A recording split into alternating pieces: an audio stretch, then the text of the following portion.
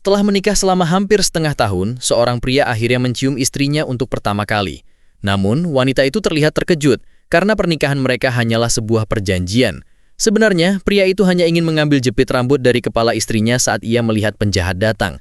Jadi, ia terpaksa pura-pura mencium keningnya. Setelah para penjahat pergi, wanita itu memberikan jepit rambut yang sudah jatuh ke tangannya. Pria itu menggunakannya untuk membuka ikatan, lalu melepaskan ikatan di tangan wanita itu. Tepat saat mereka akan melarikan diri, penjahat kembali masuk. Penjahat itu mengarahkan pistol ke arah mereka. Tetapi, pria itu secara refleks berdiri di depan wanita itu untuk melindunginya. Sebelum penjahat sempat menembak, pria itu sudah lebih dulu melinju dan menjatuhkannya. Seorang penjahat lain muncul, tetapi pria itu tak gentar dan menyerang. Namun, satu lagi penjahat datang. Kali ini, ia lebih cerdas dan langsung mengarahkan pistol ke arah pria itu. Beruntung, penjahat yang sudah jatuh tadi bergerak dan menangkis tembakan. Penjahat yang lain pun teralihkan perhatiannya, memberikan kesempatan bagi pria itu untuk menyerang. Ia berhasil mengalahkan penjahat ketiga, mengambil pistol, dan menggandeng wanita itu untuk melarikan diri. Di tempat lain, pemimpin penjahat itu kembali dan melihat anak buahnya sudah tak berdaya. Ia bersumpah akan mencari dan membunuh pasangan itu sampai ke ujung bumi.